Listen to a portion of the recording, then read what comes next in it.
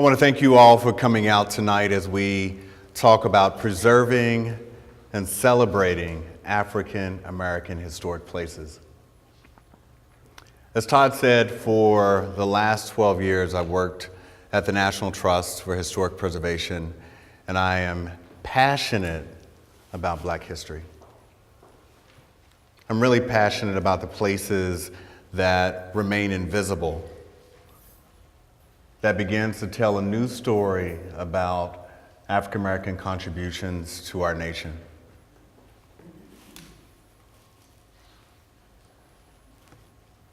But starting with my personal story, because in the end, preservation really is about people, it's about places, and it's about stories. So I'm from a little place called Paducah, Kentucky. Who's heard of Paducah? Wow, I'm impressed.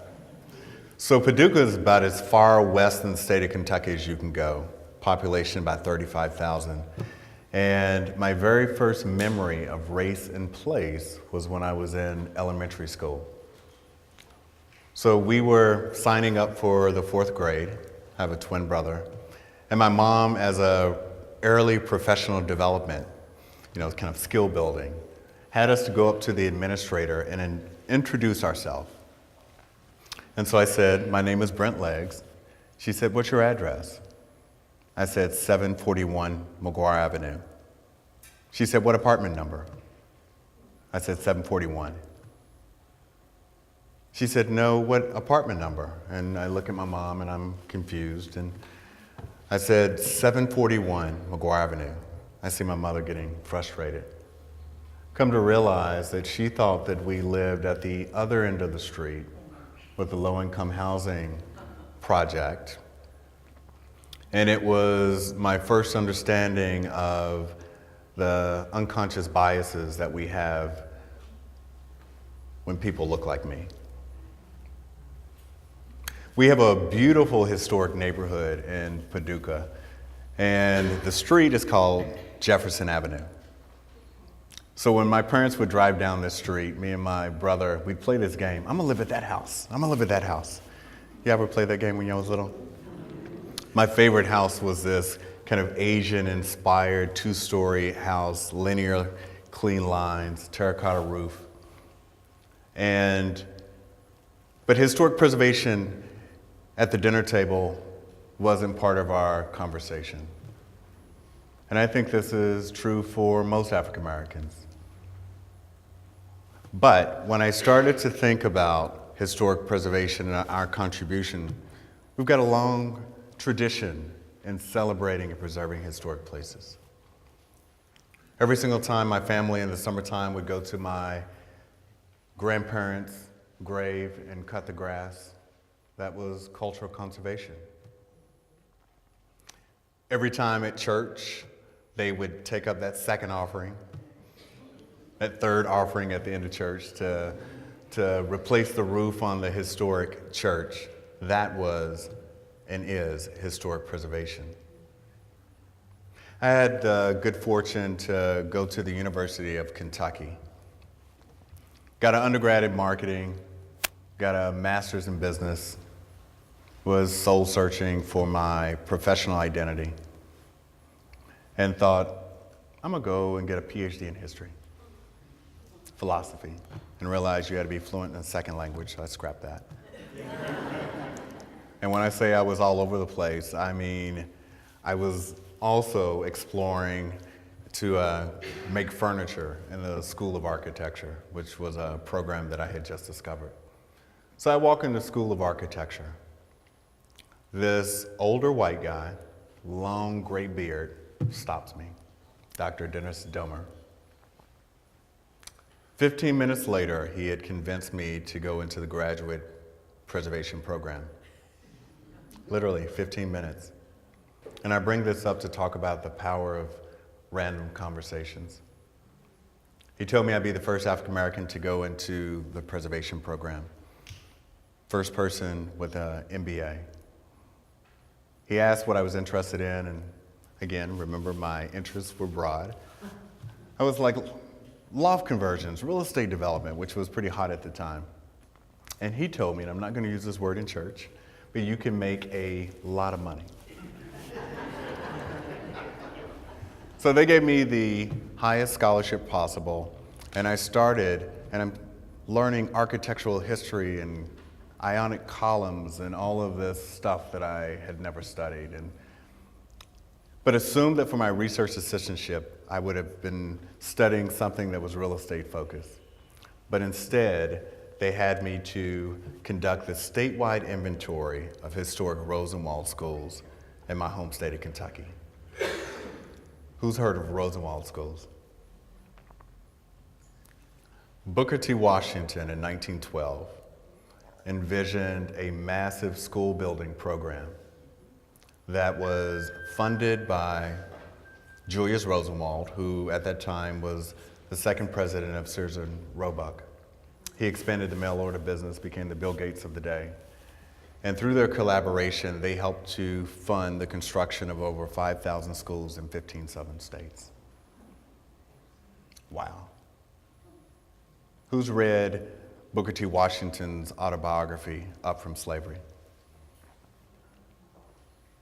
I was moved after reading that autobiography because we all know that he was the founder of Tuskegee University.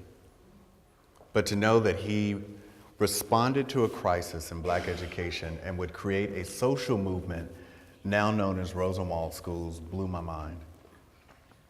But in that process, I learned that my mom and dad went to Rosenwald Schools. And I remember standing at a school building having this multi-sensory experience with this place.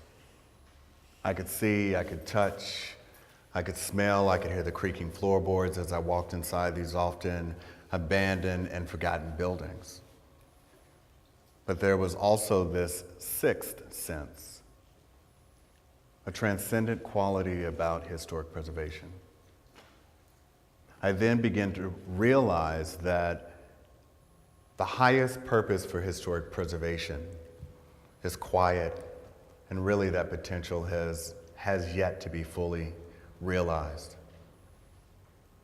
I also began to understand that Booker T. Washington's vision for uplifting the black community was real, it was ongoing, and had directly impacted my own life through my parents attending Rosenwald schools. Wow. There is power in historic preservation and power in old buildings. Literally by preserving those schools that were sometimes literally being held up by a tree, that Washington and Rosenwald's lives once lived became real. The gap between space and time was reduced. And I like to quote an artist, Beyonce, from her last album, Lemonade, who said, "The past and the future merge to meet us here."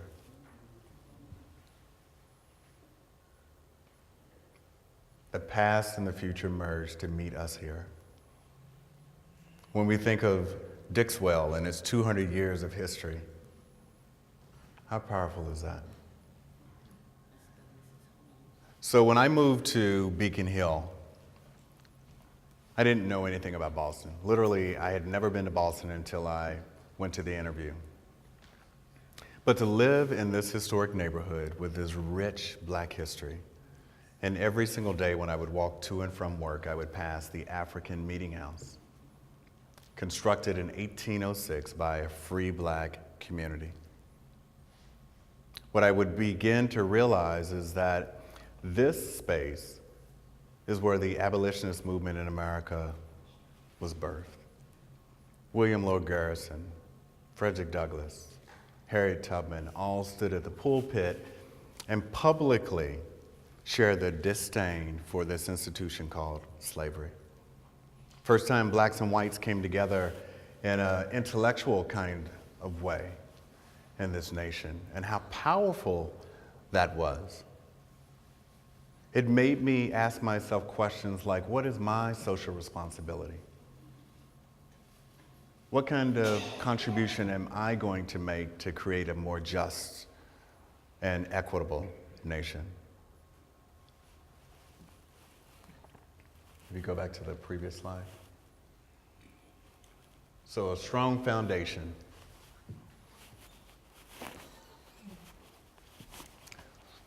So you all have heard of a place, I'm sure, called Cedar Hill.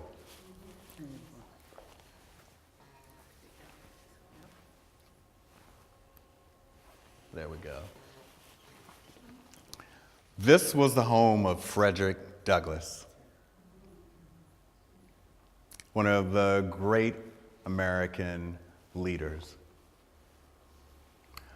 But in my research, I learned that the National Association of Colored Women in 1916 created a 6-year campaign, raised more than $20,000 to restore Cedar Hill, wired with electricity, and to open it up to the public to receive 4,000 visitors on the first day.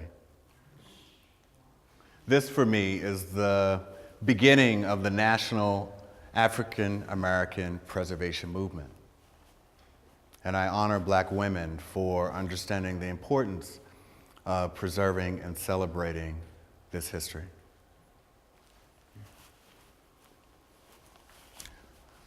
So I ask myself often, what are the new forms of interpretation,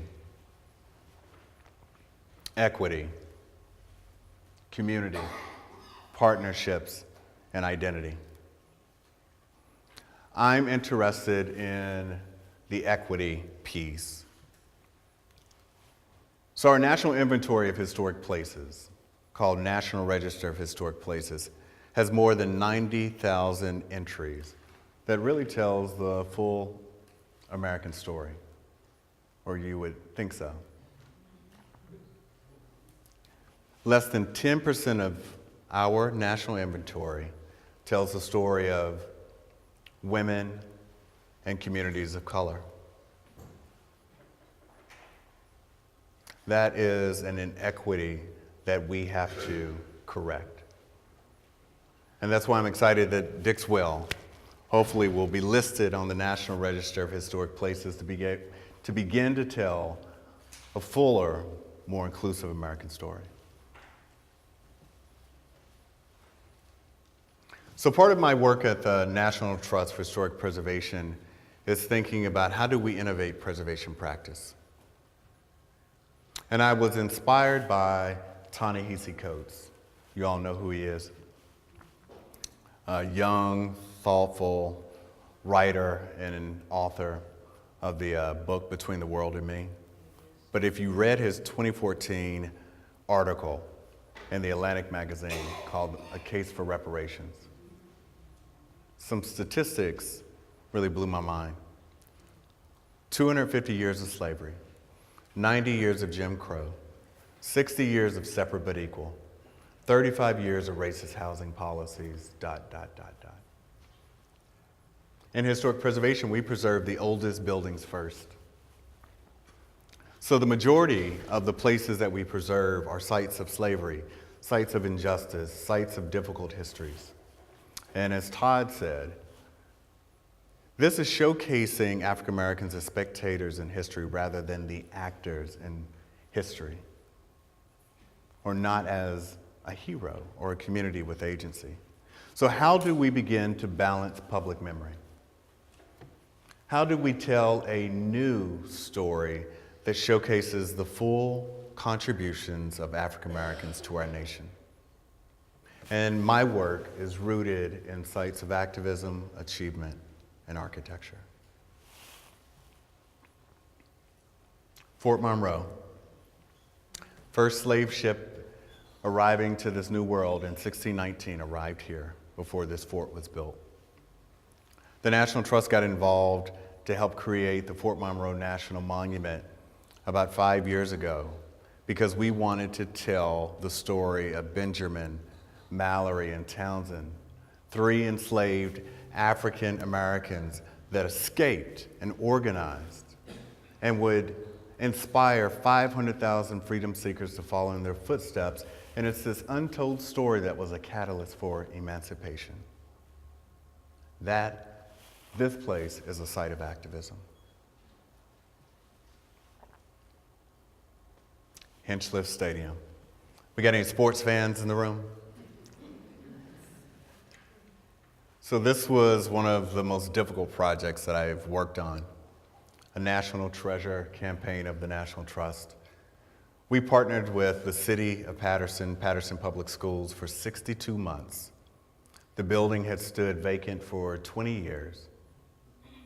The Friends of Hinchliffe Stadium, a grassroots organization working to build recognition for this important history, to bring some investment and resources here. So this hosted professional Negro League baseball, the New York Black Yankees, the New York Cubans, for 12 years. Of the former 188 professional Negro League venues in the United States, only 2 have been deemed nationally significant. Hinchliffe Stadium is one of those, and is today a National Historic Landmark. It also is the home field of Larry Doby.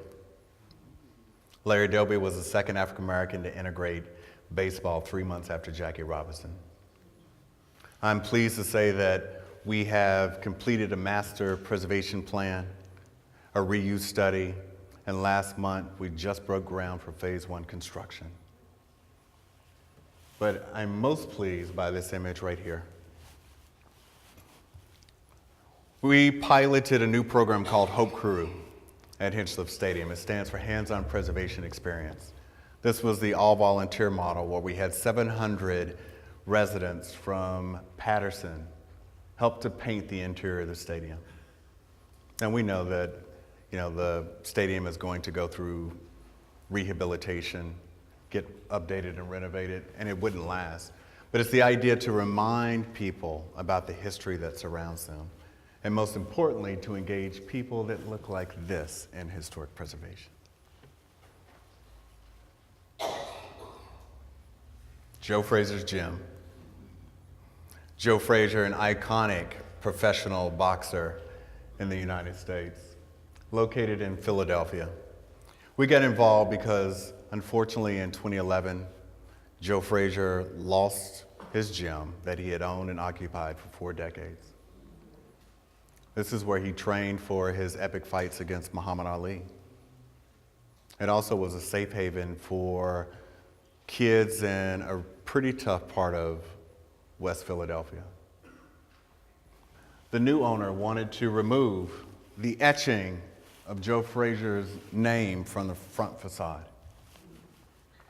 We listed on America's 11 most endangered historic places list, designated it a national treasure, and I'm glad to say that today it is now a Philadelphia landmark, that it is protected from demolition and adverse alterations. But I show this photo because it really highlights the potential that preservation offers. Currently, today, this is a vacant lot. But you see the potential to be able to have a revenue-generating use that can help to sustain reuse, the community reuse in this building. We all know the financial burdens it takes to be able to care for history. Something's always broke and needing repair. And in our field, we have to constantly be looking for revenue-generating strategies to sustain the preservation of these places. Founders Library. Any Howard grads? Oh, yeah. School of Architecture? All right. Well, you're going to love this. So the building in the middle is Founders Library, designed by Albert Cursell, pioneering early Black architect. But there's also a hidden history here. Their law school used to be housed in this building.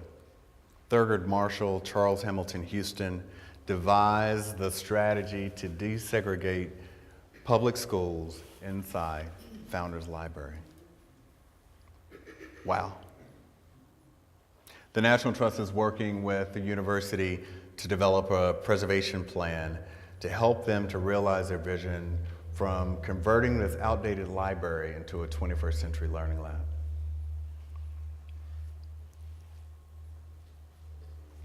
Morgan State University.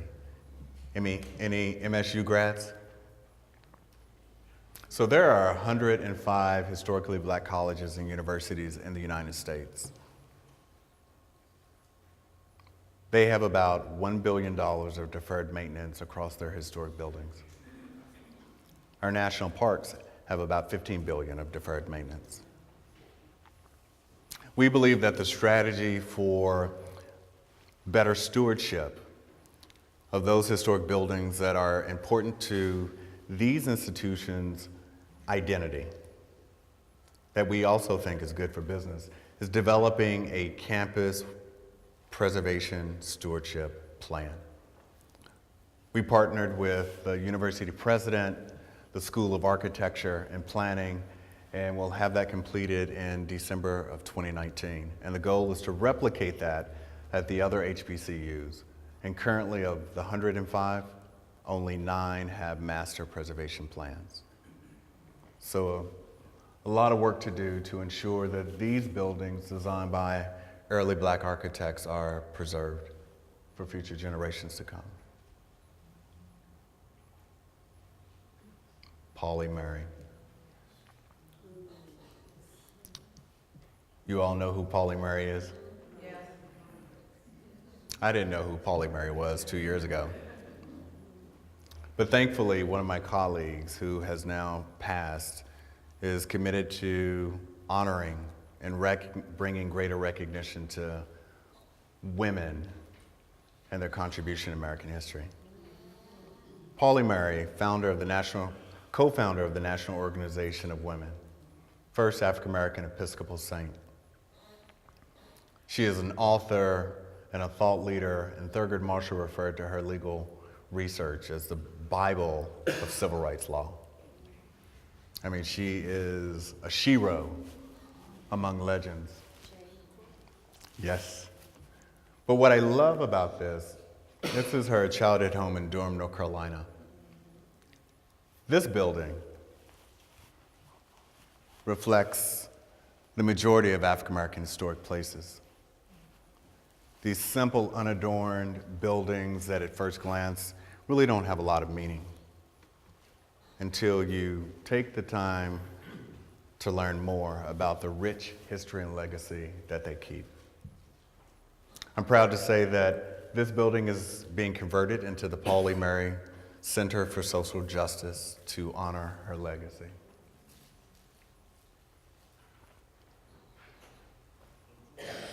Birmingham.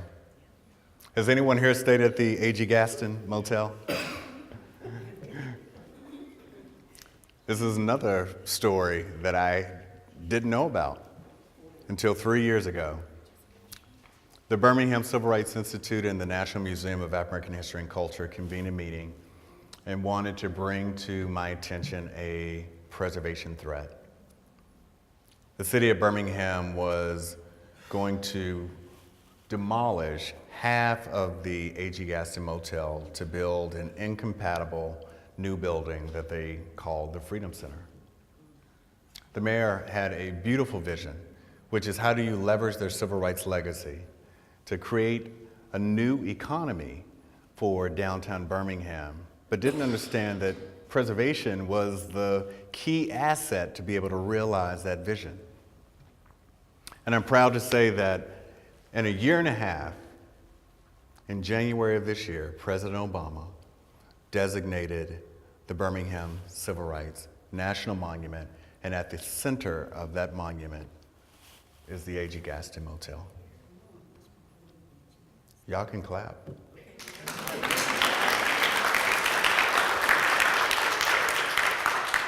Because what's powerful about this is this building has been vacant for 20 years, still vacant today as we go through the planning process. But the history here, The American Civil Rights Movement descended on Birmingham in 1963. We all remember the images of the fire hoses and all of the violence in Birmingham. Yeah, Birmingham. Dr. King, Reverend Shuttlesworth, and Abernathy had a war room in this building that was owned by A.G. Gaston, the most successful African American entrepreneur during the period of segregation in the state of Alabama. This was the first black-owned motel in Alabama. The truce to end the protest marches on May 10th, 1963 was held in the courtyard here. Project C was launched from here.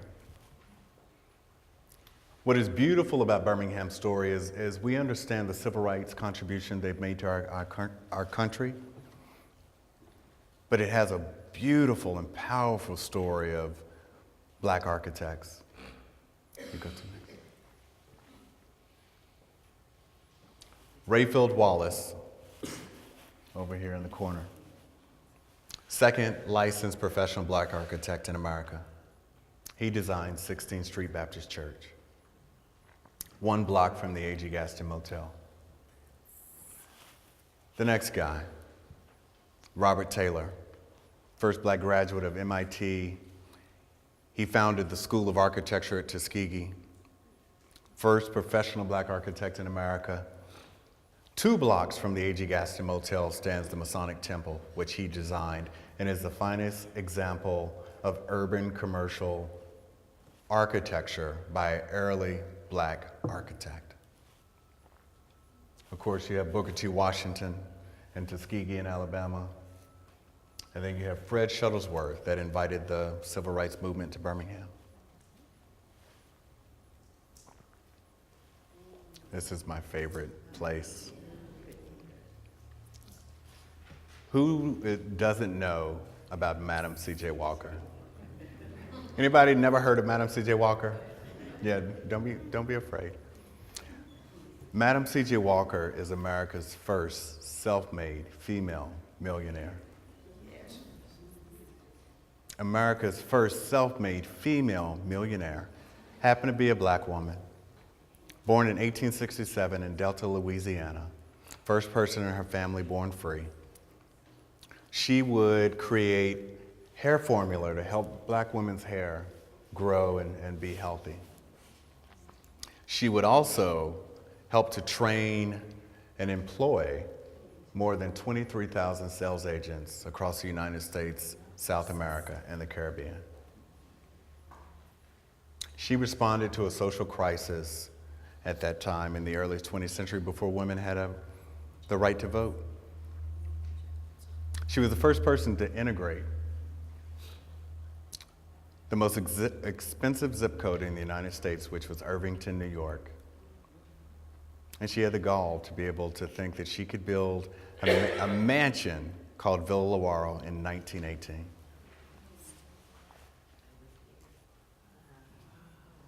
Madam C.J. Walker's Villa Lawaro. Designed by Vertner Tandy, the first licensed professional black architect in the state of New York. Construction cost was $250,000. It is on the same street as Jay Gould's Lyndhurst, 3 miles from the Rockefeller Estate, Kikett. In 1917, the New York Times Magazine said that the neighbors thought that Madam C.J. Walker was the maid when she was on site, checking the progress of the construction. But only would they realize that she was their neighbor.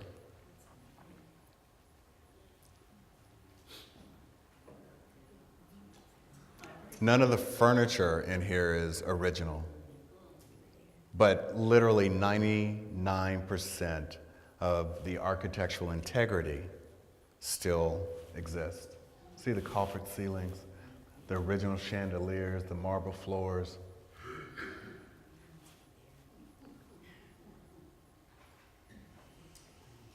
It's owned by Ambassador Harold E. Doley and his wife, Helena. Harold is also from Louisiana, African American, first African American by individual seat on the New York Stock Exchange. And because of the commonality as an entrepreneur and love for Madam C.J. Walker, he was finally able to acquire the house, restore it. And it's been his dream as they are planning to downsize in retirement and to identify the next steward of this place to ensure its perpetual protection. This is a music salon.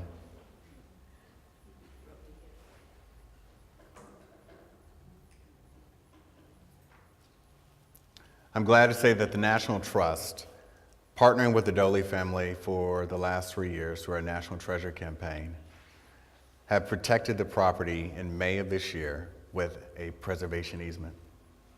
It has both exterior and partial interior protections, and it is the very first easement that the National Trust holds on an African American landmark in the United States. It joins our collection of easements and historic sites, including Lyndhurst and the Rockefeller Estate, Kikett. Part of my work in helping to reconstruct identity, again, is how can we honor African American women and women more broadly in history. Nina Simone. Any jazz fans in the room? You probably have read or seen the article in the New York Times recently of 4 artists acquiring Nina Simone's childhood home that's located in Tryon, North Carolina. It had been vacant. Look how simple yet beautiful that building is. The previous owner's vision was to turn it into a museum. He ran out of money and didn't have the technical expertise to realize his dream for the site.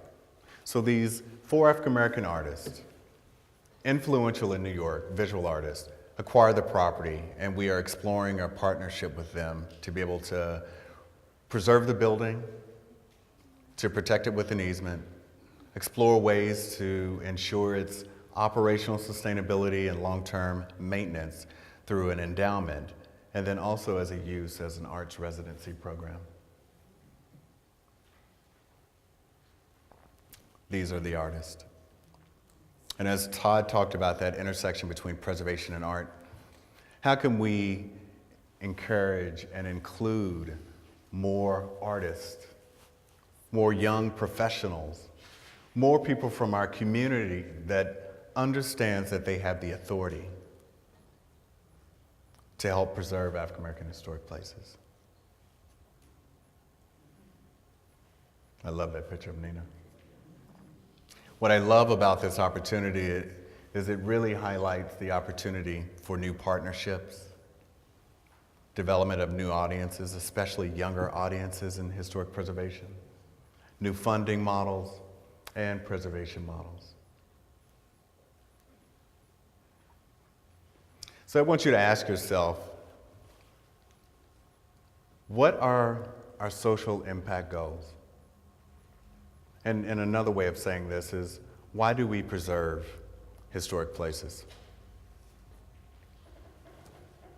Environmental benefit to our community and to our cities. The cultural legacies that are important so that everyone sees themselves in the historic places that surround us. It contributes to our civic identity, and it's good for business.